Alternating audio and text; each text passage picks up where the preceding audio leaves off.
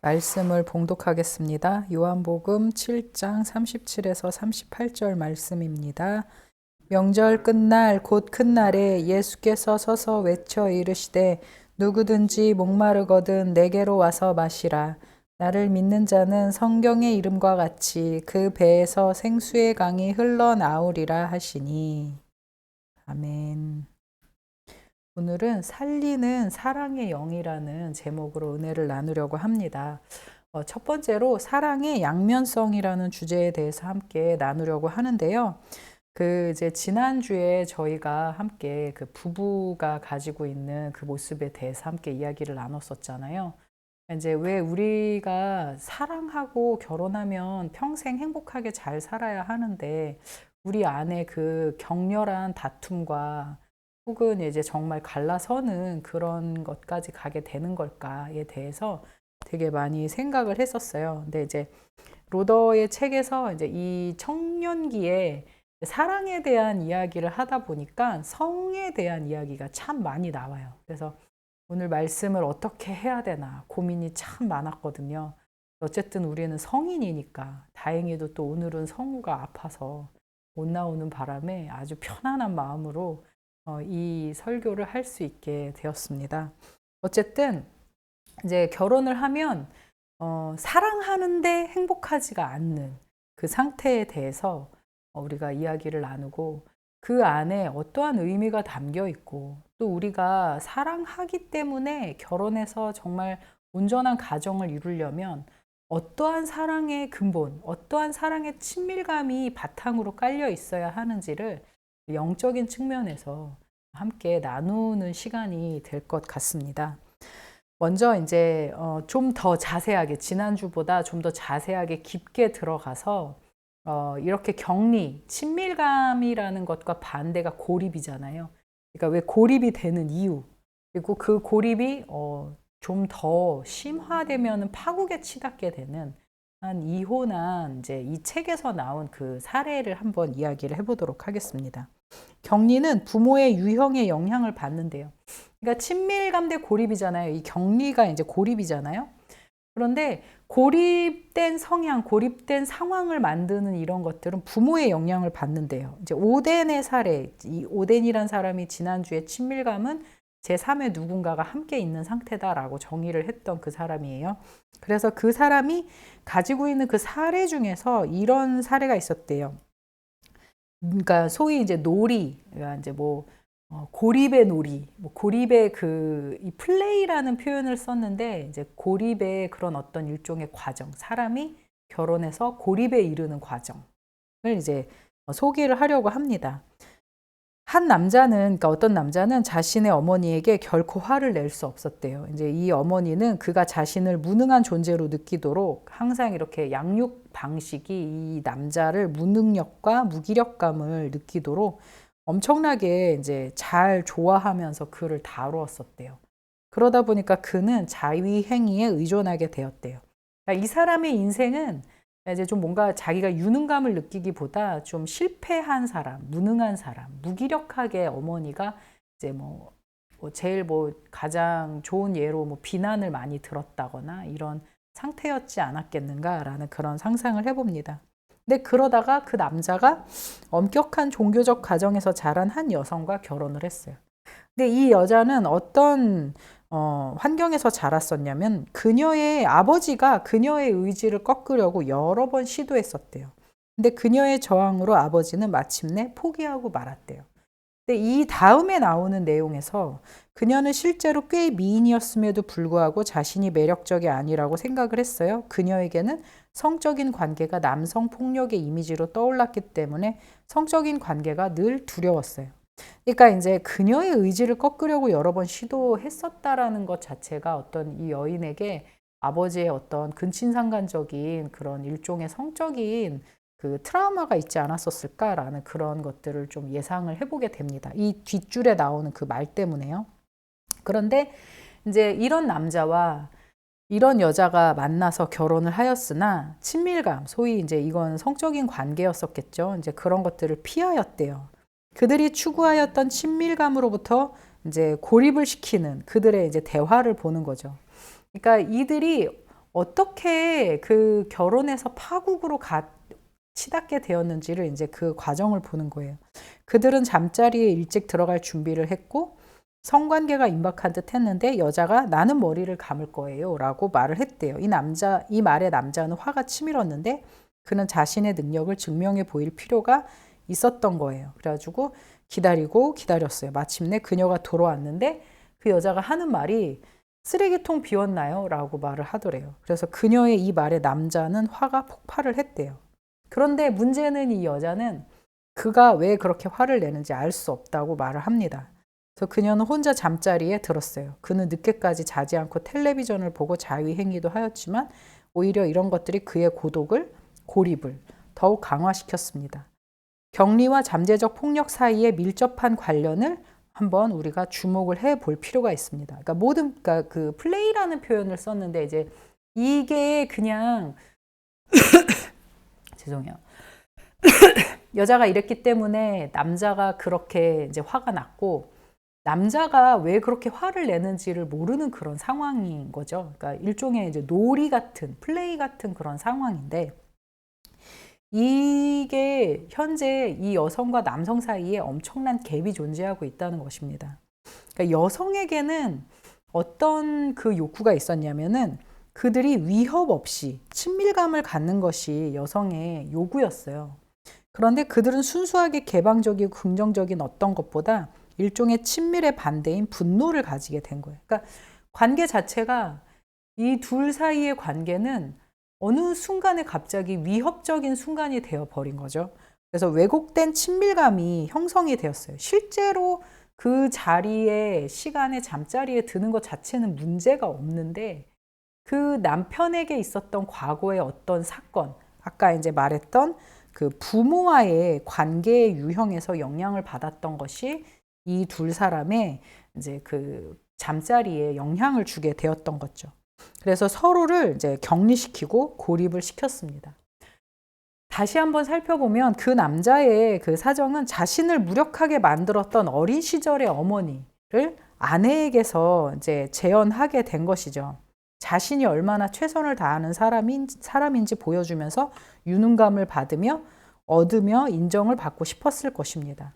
아마도 성이 주된 관계가 아닌 연애 시절에는 이 남자가 사역자예요. 이제 목사, 뭐 이런 전도사 같은 사람인데 여러 번 헌신들을 했을 것 같아요. 그러니까 이제 그 결혼 전에는 성적인 관계를 맺지 않았을 때였으니까 남자가 이렇게 좋은 매너를 보여주고 또 사람을 케어해주고 이제 목회자로서의 그런 모습을 보다 보니 이 여성에게는 이 목회자인 이 남자에게는 어떤 폭력적인 행위나 이런 것들이 없을 것이다라는 그것 때문에 이 여인은 이 남자랑 아마 결혼했을 수도 있겠다라는 그런 상상을 해봅니다. 그래서 그런 헌신들이 여인의 마음을 감동시켰고 그러니 이 남자는 생각하기에 이 여자가 자신의 행동에 자신의 헌신에 감동을 하니까 자기는 유능해지죠. 맨날 엄마한테 이제 비난을 받았고 그리고 엄마로부터 무능력한 사람이라는 그런 메시지를 계속 받아왔는데 그와 반대로 이 여인은 이 남자를 되게 많이 칭찬해주고 좋아해주다 보니까 그러고서 이제 둘이 이제 결혼을 아마 했을 것 같아요. 그래서 이제 자기애적인 나르시시즘을 느끼며 결혼을 했을 것인데 근데 실제로 이 남자가 이제 보여주고 싶었던 자기의 유능감은 나는 성도 잘하는 남자다라는 거. 그래서 이 사람의 그 욕구 안에는 나는 뭐든 잘하는 사람, 나는 유능한 사람, 나는 멋진 사람, 이 자기애를 충족받고 싶었던 거예요. 그게 이제 그 남자 안의 욕구인 거예요. 그래서 실제로 뭐 굳이 따져서 남자에게서도 잘못을 우리가 꼬집어내보자, 이제 그 사람의 심리 역동적인 잘못을 꼬집어내보자 라고 이제 한다면 그 사람은 자기가 얼마나 잘하고 얼마나 대단한 사람인가를 여인에게 어필하는 것이 목적이었었지 그 관계 자체 안에서의 어떤 풍성함 혹은 케어하는 그런 것들을 이 여인에게 주지는 못했었던 거였죠. 근데 이제 이 여자의 그 사정을 보면은 여자는 결혼 전에 성이 가진 폭력성 때문에 타인과의 친밀감을 성이 아닌 대화나 그리고 헌신, 뭐 여러 친절함, 뭐 케어함, 뭐 이런 것들 가지고선 그걸 사랑이라고 생각을 했었을 거예요. 그러니 이제 결혼 전에는 성관계를 갖지 않으니까 소위 플라토닉한 사랑을 찾는 그런 여성이어서 이제 이 남자가 사역자인데다가 그리고 또 자기에게 친절하게 다가오니까 아, 이 사람은 폭력적인 사람이 아닐 것이다 라고 그렇게 생각을 했는데, 그런데 헌신적인 그 성향의 모습은 자기 아버지와 다른 남자의 모습이라고 생각하고 남자를 선택을 한 건데, 결혼을 하니까 그게 이제 생각지도 못한 그런 이전에 이제 제가 설명드렸던 그런 결과를 낳게 된 거죠.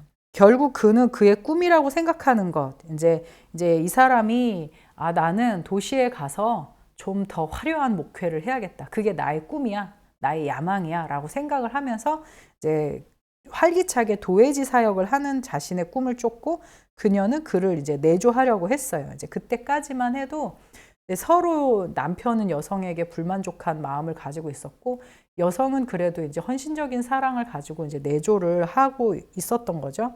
그런데 그에게는 자신의 꿈을 쫓는 것이 부정적인 정체성과 아주 밀접하게 연관되어 있었던 거예요. 그러니까 결혼 생활 안에서 아까 제가 말씀드렸던 것처럼 자기의 유능감을 보여줘야 되는데 자신의 유능감을 보여주지 못하니까 이제 좀 더 도회지에 나아가서 더 활발하게 활기차게 사역을 하면서 내가 유능한 사람이다라는 거를 증명해 보이고 싶은 그 사람의 내면의 욕구가 이제 깔려 있는 것을 이제 우리가 볼 수 있죠. 그래서 그는 한 남자로서 한 인간으로서 나약하고 무능하였어요.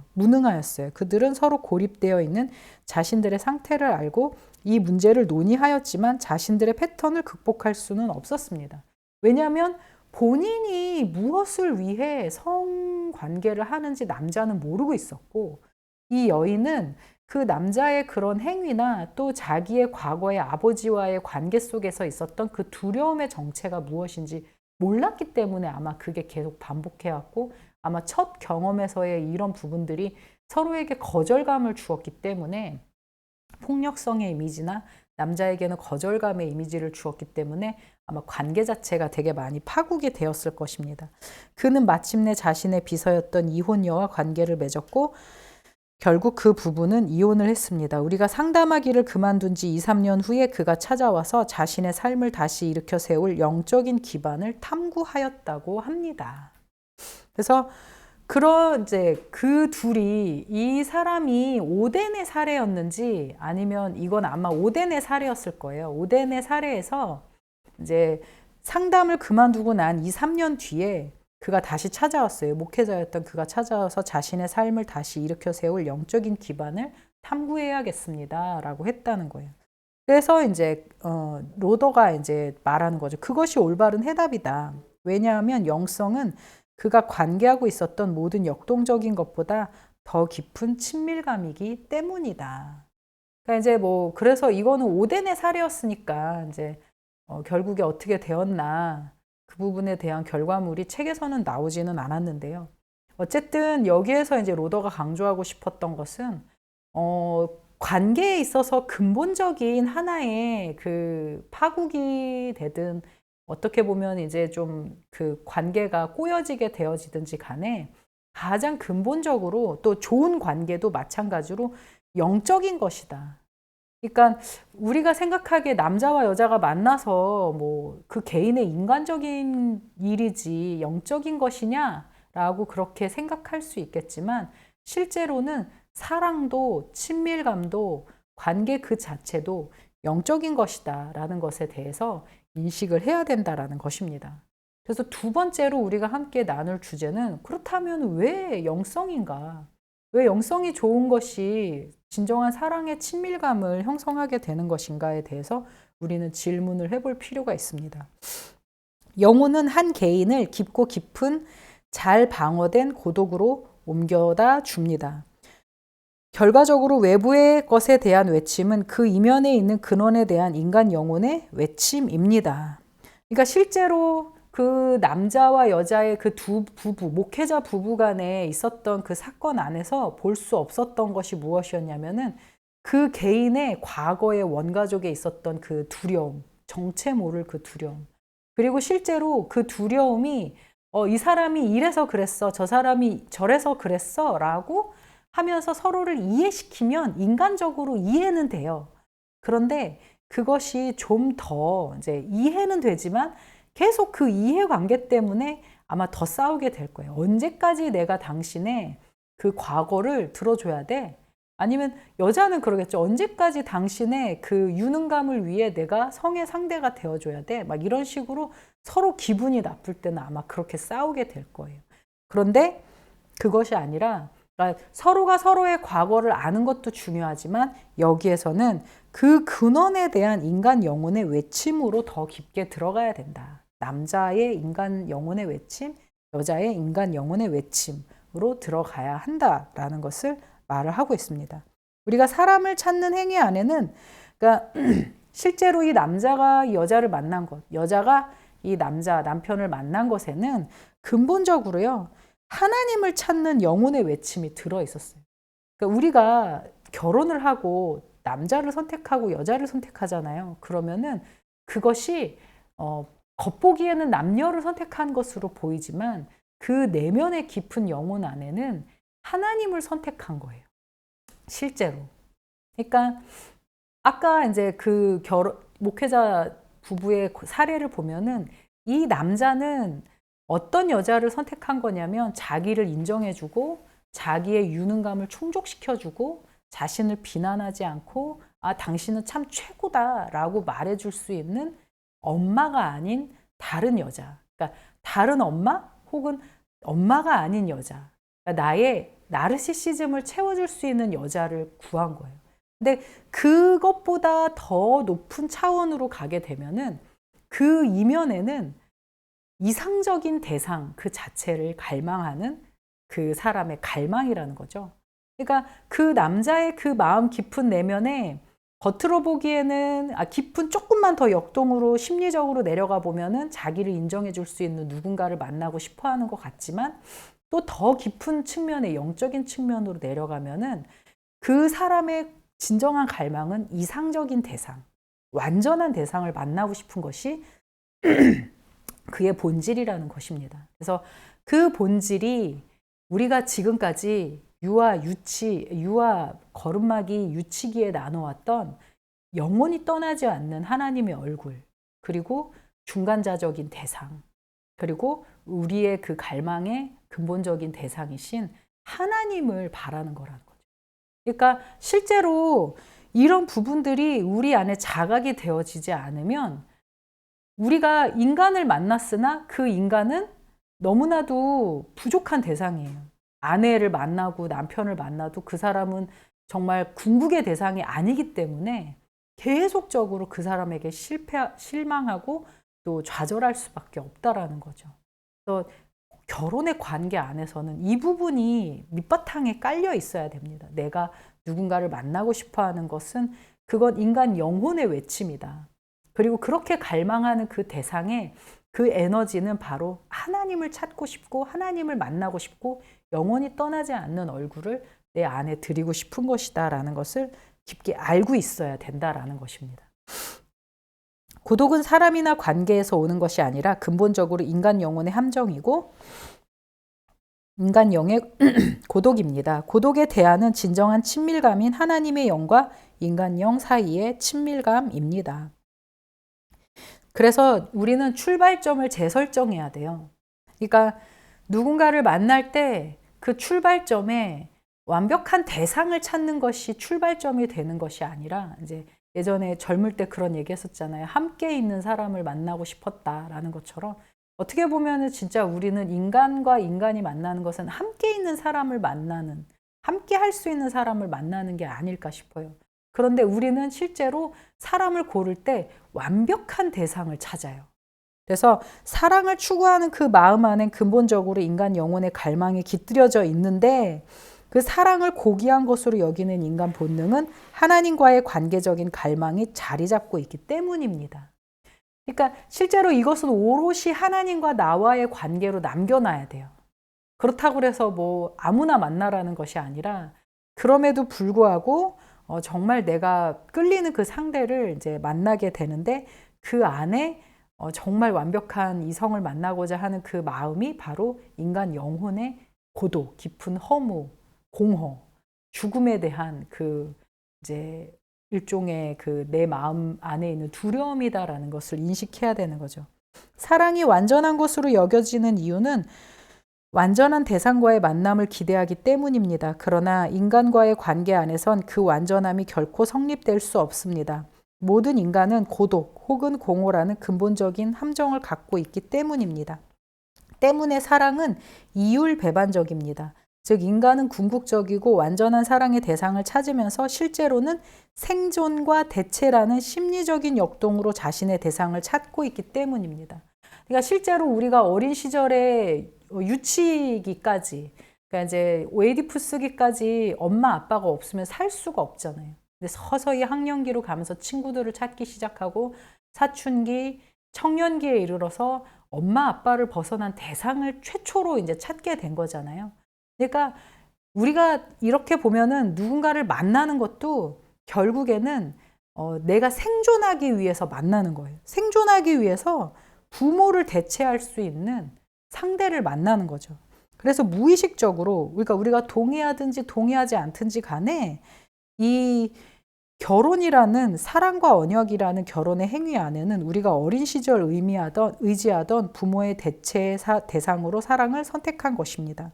때문에 사랑이라는 행위 안에 우리가 추구하고 있는 욕구와 동시에 근본적인 영적인 인간의 본질적인 함정을 자각하는 것이 매우 중요합니다. 그래서 우리가 지금 현재 누군가를 막 만나고 싶어 하고 그 대상을 사랑의 대상으로 내 안에, 내 삶에, 나의 환경에 드리고 싶어 하는 것은 그것 자체가 의존적인 나의 마음의 무의식적인 출발이고 내 부모를 대체하는 하나의 행동이고 거기에 이제 자녀까지 낳으면 나의 미래를 책임져 줄 대상으로까지 이제 생존의 대상으로 여겨지게 되어지는 것이죠. 그런데 우리가 이제 지난 시간에 나누었던 이야기들, 잠시 이렇게 우리가 했던 것을 이제 더 심화시켜서 이제 다루고 있는 이 부분인데요.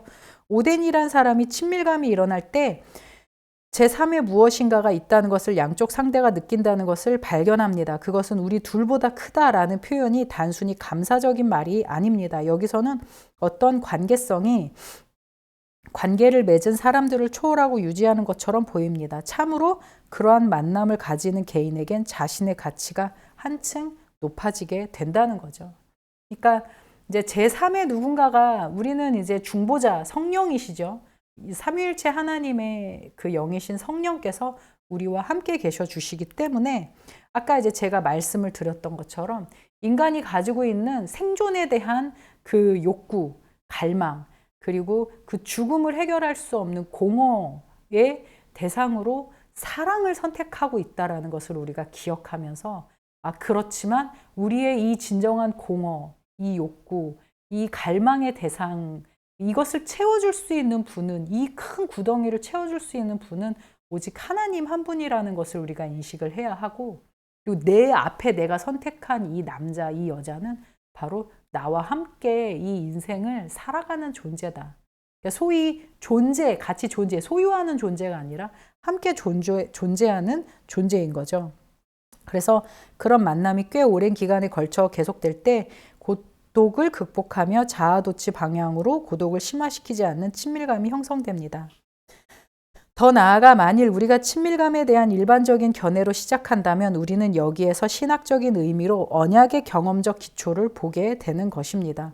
즉 통합적으로 친밀감을 추구하는 이 기간의 발달적 투쟁을 예수 그리스도 안에 언약을 은연중에 추구하는 것으로 볼 수 있습니다.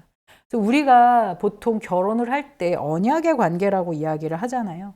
근데 실제로 이 언약이라는 관계는요, 실제로 이 언약이 인간의 언약과 이렇게 이제 언약이라는 것을 하면은 인간의 언약과 이 위에다가 했어야 되는데 하나님의 언약이 다르다라는 것을 우리는 인식을 해야 돼요. 우리가 결혼식장에 들어가서 이 언약을 맹세할 때 하나님 앞에 하는 것이 아닌 인간의 언약인 거잖아요. 일단 세상의 결혼식 안에는 당신이 너와 내가 함께 하는 것을 언약으로 맺어진 관계다. 그러니까 실제로 인간은 그냥 함께 한다는 것 자체까지인 것 같아요. 그런데 이제 이 사람들은요, 이 언약을 무엇으로 그 결혼식에 이 언약식을 뭘로 생각을 하냐면 하나님과 했어야 할 언약식을 인간과 하는 것처럼 해요. 너가 나의 생존도 책임져야 하고, 너가 나의 모든 깊은 그 두려움도 책임져야 하고, 뭐 검은 머리 팥불이 될 때까지 너와 내가 정말 서로가 서로에게 진짜 힘이 되어주고 지탱이 되어주고 막 이렇게 하면은 실제로 나중에는 진짜 이건 하나님하고 하는 그 언약이 인간과 서로 맺어지다 보니까 결혼을 해서 너 나한테 나의 두려움을 씻어주겠다며. 나의 이 모든 생존과 나의 이 공허를 메꿔주겠다며. 그런데 왜 그래? 왜 나를 혼자 내버려둬? 하면서 이제 서로가 막 서로에게 달려들기 시작을 하는 거죠.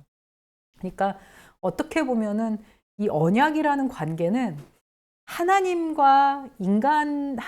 할 언약과 인간에게 할 언약이 다르다라는 것입니다.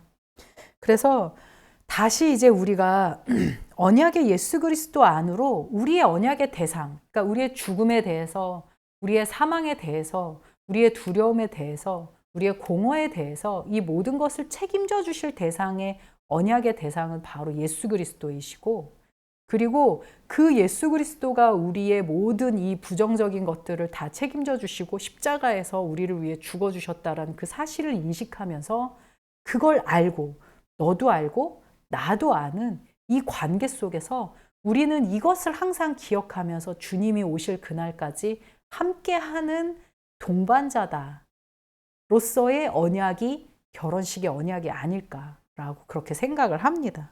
그래서 우리가 가장 깊이 갈구하는 친밀감이 그리스도의 영 안에 있는 우리의 생명 안에서 발견되기 위해서는 친밀의 본질을 심리학적으로 다루고 그것이 그리스도의 영에 의해 변화되어져야 한다라는 것입니다. 그래서 우리가 이제 세상 가운데 많은 사람들이 사랑이라는 이름으로 친밀의 이제 그 정의가 나의 두려움을 가져다 주는 사람, 가져가 주는 사람, 나의 이 생존의 이 모든 것들을 다 책임져 주는 사람, 이런 것으로 이제 우리가 언약을 많이 생각을 하는데 그게 아니라 그 모든 것들의 두려움과 공허, 뭐 부정, 니게이션, 이 모든 것들에 대한 것을 가져가 주는 분은 오직 예수 그리스도이시고 그분이 함께 우리의 이 둘 사이에 중보자로 같이 계신다라는 것을 예수 그리스도의 영에 의해서 변화되어지는 것이 바로 진정한 사랑의 관계다. 그래서 세 번째로요, 변형의 사례를 이제 우리가 함께 나누려고 하는데 이거는 좀 부부 관계는 일단 이제 일단락 됐어요. 그런 식으로 우리가 부부 관계, 사랑의 관계, 남자와 여자와의 만남이 그런 기반을 가지고 형성이 되어졌을 때 서로가 서로에게 함몰되거나 서로가 서로를 조종하거나 서로에게 과한 것을 요구하지 않고 함께 저희 약간 스카펙이라는 사람이 썼던 표현인데 그 사이프러스 나무인가요? 그게 이제 서로가 각자의 거리를 유지하면서 이렇게 나무가 이렇게 딱 굳건하게 서 있는 것처럼 사랑은 그런 모습이어야 한다라는 그런 것이 되어져야 된다는 거죠. 그러니까 실제로 뭐 플라타너스 나무처럼 뭐 이렇게 굳건한 나무가 두 개만 딱 이렇게 있으면 진짜 무슨 기찻길의 평행선 같은 구조이기 때문에 그거 진짜 고독하거든요. 그런데 이 안에 제3의 무엇인가, 3자 한 명, 그분이 바로 예수 그리스도로 이 두 사람 사이에 함께 있어줘야 된다라는 것입니다. 그래야 부정의 모든 것들을 그분에게 의지하고 또 함께 할 수 있는 모든 것들을 나의 상대와 함께 나눌 수 있는 관계가 되어야 그 관계가 더 안정적이게 갈 수 있다라는 것을 말하고 싶습니다. 그러면 이제 과연 영이라는 그 하나님의 영이, 성령이 우리 인간의 삶에 그렇게 큰 힘을 줄 수 있는가? 라는 질문을 할 수 있겠죠. 그러니까 왜 영이어야 하는가? 왜 영혼의 문제로 우리가 돌아가야 하는가라는 그 질문에 대해서 이제 지금까지 그 이야기를 나누었고, 두 번째로 우리가 질문하는 부분이 영이 그렇다면 그렇게 강력한가? 라고 우리가 한번 질문을 해야 합니다. 그래서 그 영으로 인해서 하나님의 성령으로 인해서 변형되어진 사례들을 함께 나누도록 하겠습니다. 샌드버그 부인의 이제 사례인데요. 이제부터는 이제 제임스 로더가 담당했던, 아마 제임스 로더가 임상심리를 하면서 그 정신병원에서 그 수련을 받게 되었던 것 같아요. 그래가지고 내가 심리치료 훈련을 받고 있을 때 첫 번째 고객은 샌드버그 부인이었다. 그녀는 온갖 선정적인 에피소드를 쏟아냈다. 나는 조용히 듣고 놀랍고 당황스러운 이야기라고 말함으로써 주의를 끌려고 했다. 어떻게 반응해야 할지 몰랐기에 단지 음이라고만 하였다. 마침내 그녀는 당신은 꽤 현명하군요. 정말 중요한 것을 내게 말하기 전에는 어떤 것도 말하지 않으려고 하지요? 라고 말했다. 이때에 나는 예라고 대답했다. 그러나 나는 어떻게 응해야 할지를 몰라서 당신은 하나님을 경험한 적이 있습니까? 라고 물었다. 그녀는 갑자기 조용해지고 주의를 집중시켰다. 그러고는 자신의 삶을 한 비유로 말했다. 그녀는 너무 많은 꿈을 지녀서 날 수 있는 힘을 잃은 꿀벌과 같다는 것이다. 그녀에게 찾아온 고요함과 평화가 놀라웠다. 그녀를 담당한 심리분석가가 그녀의 반응을 놀라워했다. 그 심리분석가는 나에게 당신이 했던 것이 어떤 것인지는 모르겠지만 다시 한번 해보세요. 그녀에게 큰 도움이 될 거예요. 라고 말했다. 요점은요. 여기 이 사례에서 요점은 모든 형태의 친밀감이 잘못되었을 때 하나님의 영의 임재가 순수한 친밀감을 세울 수 있다. 왜 그럴까? 그 이유는 잘 모르겠지만 정말 왜 그러잖아요. 우리가 서로 싸웠던 날 기도를 많이 하잖아요. 기도를 많이 해요. 모르겠지만 나는 그 패턴을 알아요. 그러니까 우리가 정말 서로 싸울 때 희한하게 하나님에게 더 기도를 많이 하게 되고 하나님을 찾게 되어지는데 모든 형태의 친밀감이 잘못되었을 때 하나님의 영의 임재가 순수한 친밀감을 세울 수 있습니다. 그러니까 이제 그것이 어떤 과정에 의해서 되는 것인지 그걸 다 설명한다면은 그건 아마 좀 불가능할 것 같고 그렇지만 그럴 때 오는 그 일종의 평안함. 그러니까 아마 그거는 이런 심리적인 역동으로 설명을 하면 이런 게 아닐까 싶어요. 내가 내 남편에게 그동안 막 의지하고 소위 우상처럼 의지하고 막 기대오고 그랬었는데 이 남편에게 혹은 아내에게 실망감과 배신감을 느꼈어요. 그러니 이제 다시 하나님에게로 이제 돌아가니까 그 하나님에게서 오는 그 평안함과 그 자유가 있는 거죠. 그래서 내가 내 남편을 우상으로 섬겼구나. 내가 내 아내를 우상으로 섬겼구나라는 것을 알게 되지 않을까 싶은 그런 생각이 듭니다. 두 번째 예로 병원에 입원하여 정신분열증으로 판정된 청년 윌라의 경우를 생각해 보려고 한다. 그녀는 원하지 않는 아이였고 그녀 때문에 부모들이 결혼하게 되었다. 알코올 중독과 폭력을 사용하는 그녀의 부모들은 그녀를 학대하고 돌보지 않았다. 그녀는 아주 똑똑했지만 친밀감이 없고 인간관계에서 균형을 잡지 못했기 때문에 사람들에게 이용을 당했습니다. 그녀는 목사, 의사 그리고 자신을 도왔던 다른 사람들과 동성애나 이성의 관계를 가졌습니다. 대학원 2학년 때 마침내 건강을 해쳐 시험을 끝마칠 수 없었습니다. 입원한 병원에서 몇 시간 동안 의자에 앉아 자신의 인형 비를 흔들며 공중을 응시했습니다. 그러고는 일어나서 이상한 행동을 하며 춤을 추고 중얼거리며 간호사들에게 자신의 기록에 관한 정보를 요구하고 괴롭히며 제자리에 돌아가지 않아서 자신의 작은 인형을 흔들었습니다. 그녀의 상태는 위중했습니다. 그러니까 퇴원하면 안 되는 여자였어요. 너무 위중해서. 그러나 어느 날 그녀가 의자에 앉자 누군가 그녀의 뒤에 와서는 그녀를 팔로 안고 침묵은 허무한 것이 아니에요. 당신의 삶에는 목적이 있어요 라고 말했다. 그녀가 돌아보았지만 아무도 없었다. 강한 경험의 능력이 그녀를 정상으로 만들기 시작했다. 경험이 강하면 강할수록 그녀는 현실과 환상을 더 잘 구별할 수 있었다. 물론 그녀는 자신의 경험의 정당성을 심리치료사에게 설득시킬 수는 없었다. 그녀는 병을 이겼고 결코 다시 나올 수 없으리라 여겨졌던 병원에서 약 3주 후에는 퇴원했다. 그녀는 결국 침례를 받았고 자신의 직업으로 돌아갔다.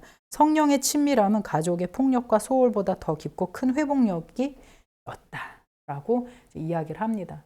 그러니까 이제 우리가 정신분열증이나 이런 부분들을 우리가 생각을 해볼 때 어떻게 보면은 자신은 원래 원하지 않는 아이였고 자기 때문에 부모가 결혼을 했는데 그러니까 이 여인이 그 정신병원으로 들어왔을 상태는 아무도 그녀를 돌봐 주지 않는 거예요.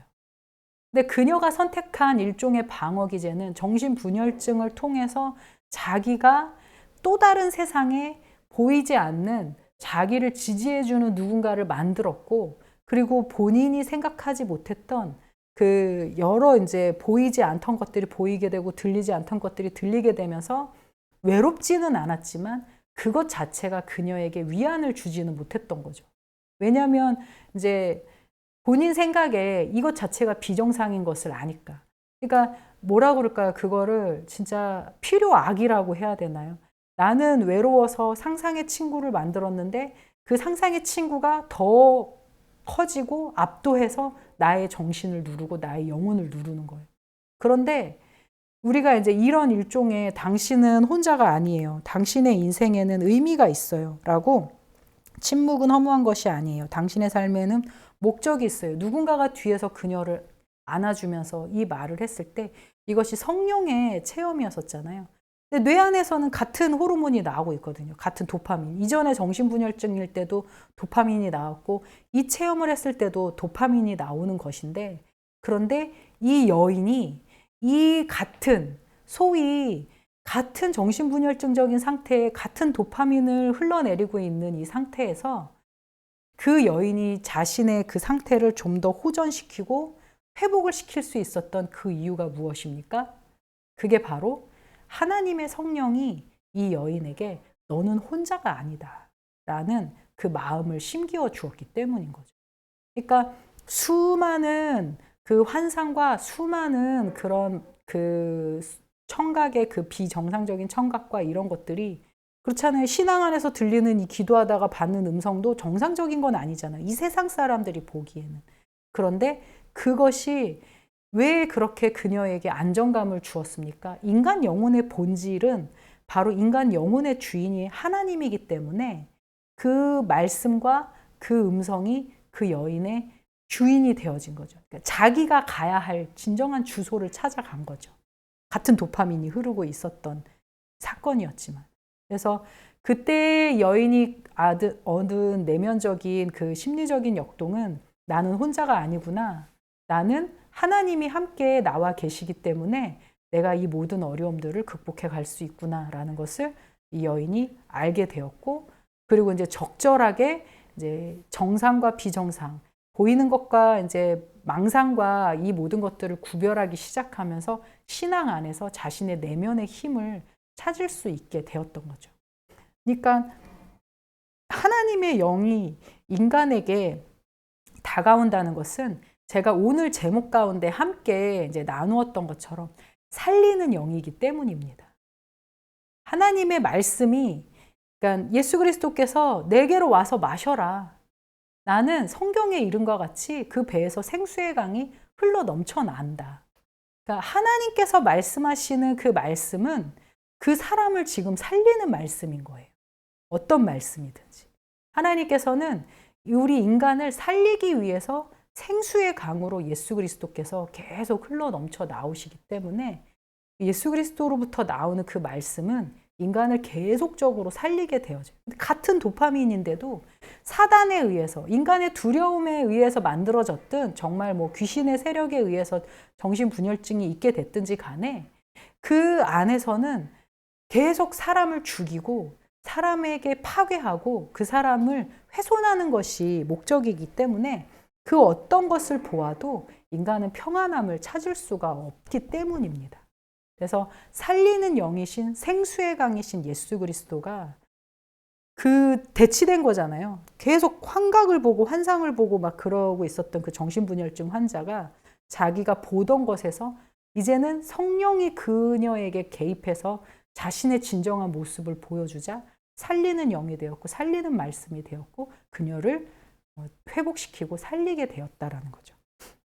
그리고 이제 세 번째의 경우는 윌라가 아닙니다. 로마 카톨릭의 이제 한 이제 창녀의 이야기입니다. 이 표현 그냥 책에서 따온, 저 별로 좋아하는 그런 표현은 아닌데 책에서 이렇게 나와 있어요. 그녀는 정신분열과 우울증의 경계에 있었기 때문에 입원을 하였어요. 병원에서 어느 날 팔이 묶이고 고개는 천정을 향하여 젖혀져 있었고 발은 바닥에 묶여 비명을 지르는 한 남자를 보았습니다. 그녀가 이 남자에게서 보았던 것은 십자가 모양의 주님의 임재였습니다. 그녀는 그에게 가서 그를 위로하고 섬겼습니다.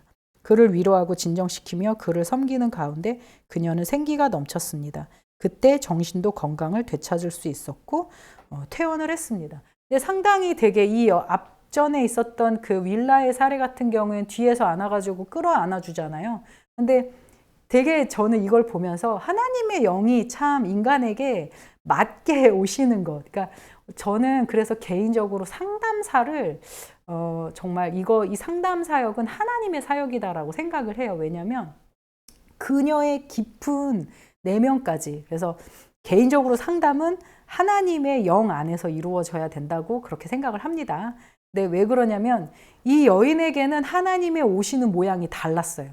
그 이전의 여인에게는 와서 한마디의 말, 살리는 말을 해주었잖아요. 근데 이 여인은 우울증 환자거든요. 무기력증, 그리고 기분의 부전, 아무것도 하기 싫은. 결국에 이제 죽음의 이제 상태까지 가고 싶은 것이 이제 우울증의 이제 증상이잖아요.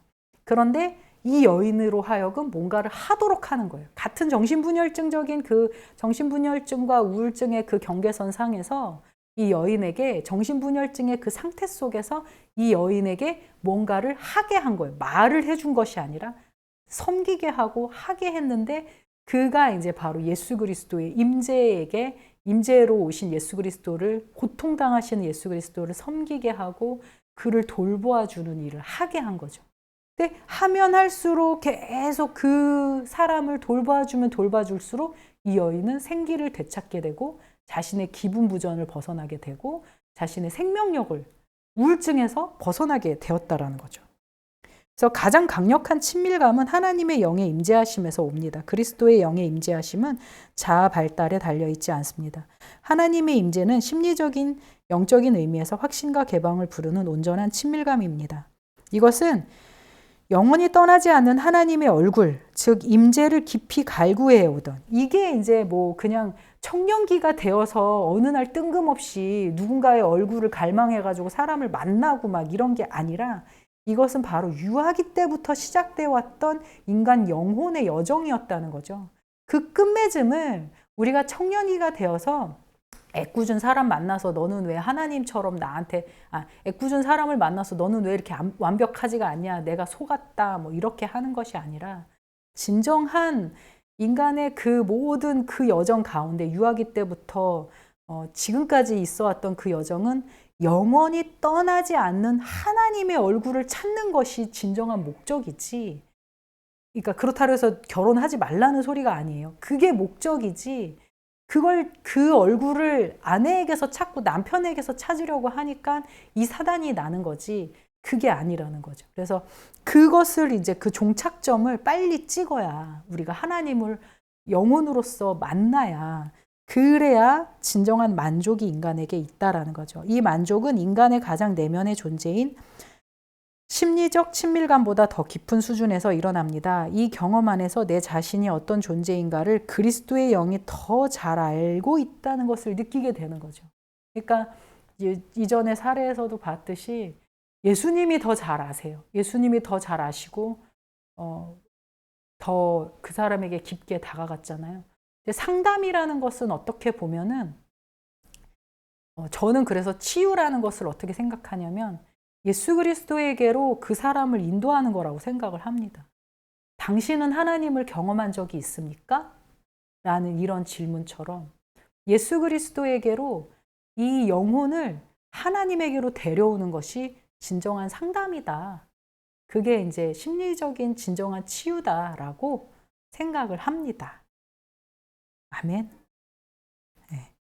그래서 하나님의 얼굴과 임재하심에 영혼을 고정시키면 사랑의 위협이 되는 몰두와 소멸의 두려움을 극복할 수 있게 됩니다. 그래서 사랑 안에 두려움이 없고 온전한 사랑의 두려움을 내어 쫓나니 두려움에는 형벌이 있어요. 그러니까 두려움을 기반으로 한 사랑, 나의 생존을 위해서 엄마 아빠를 대신하는 사람으로 완벽한 이성을 찾아서 결혼을 하는 것은 형벌이죠. 그거 자체가. 그런데 진정한 사랑 안에는 예수 그리스도를 기반으로 한 사랑 안에는 두려움이 없습니다. 그래서 그것은 몰두와 소멸을 극복하게 해줍니다.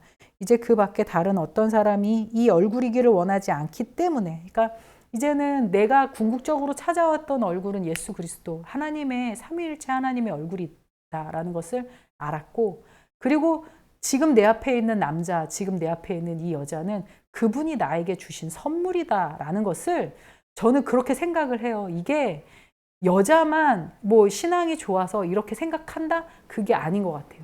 남자도 그 사실을 동등하게 알아야 하고 여자도 그 사실을 동등하게 알면서 그 안에서 제3의 누군가, 중보자로서 함께 서는 것이 바로 가정이다라는 그런 생각이 듭니다. 이 변형이 사람들로 하여금 자유롭게 사랑을 줄 수 있게 만듭니다. 그 갈망을 채워줄 다른 사람을 필요로 하지 않게 됩니다. 저는요, 이제 제가 살아보니까 제임스 로더라는 사람의 이론을 지금 안지만 해도 10년이 넘었잖아요. 근데 그 10년 동안 우리는 부단히 싸웠잖아요. 그렇죠? 저는 저의 두려움을 가지고 계속 그 두려움과 함께 싸우고 있었고 또 함께 싸우고 있었고, 그런데 제가 보니까 딱 그 진짜 이걸 알고 이제 우리 서로 이제 알았으니까 앞으로 이제 우리는 진정한 우리의 얼굴 바로 예수 그리스도라는 것을 알고 우리에게 서로에게 너무 큰 기대를 거는 것이 아닌 이제 서로가 서로 함께 하는 것으로 의미를 가지면서 살아가자라고 한다고 해서 안 싸우지는 않는 것 같아요. 그렇죠?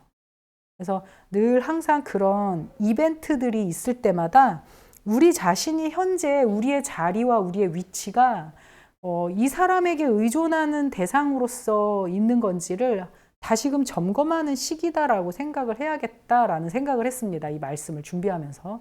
그래서 이제 우리의 영혼의 자리를 항상 되돌려 놓아야 되는 거죠. 아, 내가 지금 저만치 와 있구나.